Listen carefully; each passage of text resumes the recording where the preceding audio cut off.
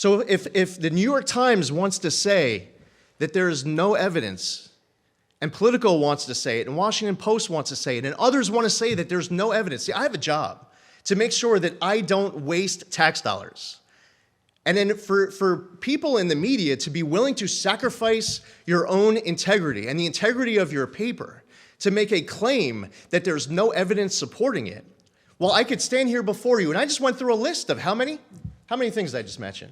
10? Lee Zeldin, who's running the EPA these days, is doing a bang-up job of just getting rid of waste. He's working with DOJ. They got. Can you get the numbers? How much waste have they got out of the EPA? It's, I think, hundreds of millions of dollars, if not more. But here he is showing you how you deal with one of these quote-unquote journalists, in this case from the New York Times. Thanks, Lisa Friedman with the New York Times. Where has a judge said that this is fraud? I'm saying New York Times said it, Lisa.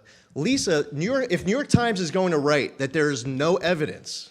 Not true, sir. We've written that that judges have not found. Okay, over the last accurate? few months, Lee Zeldin, Administrator of the Environmental Protection Agency, has made explosive, you know this because you wrote it, has made explosive accusations against the Biden administration, accusing it of insane malfeasance in its handling of $20 billion in climate grants. Now, as a legal battle ensues over those funds, many of Mr. Zeldin's claims remain unsupported and some are flat out false.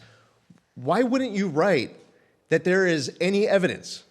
Could you point us to where the judges has found that there's waste, fraud, Oh, and see, abuse, it's sir? not that easy for you, Lisa. See, because you guys are writing stories. These are your words. These aren't the judge's words. So if you want to ask the question, I'm referring to one of your stories. And this came out before the judge's decision came out. Now, if you were to, did you read the judge's 39-page decision? Sir, with all Have due you read the respect, 39-page decision? We've read the decision. We are basing our reporting on judges' rulings before then and since, and I'm just asking you, sir, where has the judge found that there's waste, fraud, and abuse? So you read the 39-page decision supporting a preliminary injunction? What? It's okay if you say no. No, I've read all of it. Okay, that's okay. Nowhere in it does it acknowledge anything that I just said. It doesn't even acknowledge it. So if the New York Times wants to say that there is no evidence, and Politico wants to say it, and Washington Post wants to say it, and others want to say that there's no evidence, see, I have a job to make sure that I don't waste tax dollars. And then for people in the media to be willing to sacrifice your own integrity and the integrity of your paper to make a claim that there's no evidence supporting it, well, I could stand here before you, and I just went through a list of how many things did I just mention? 10?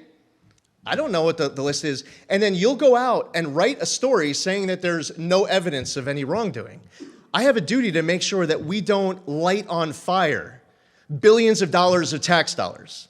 And I am, as administrator of EPA, not going to stand before any member of the media and get bullied into lighting billions of dollars on fire. And then you'll continue to write these stories that say that there is no evidence, even though I could stand before you right now and just go through the list.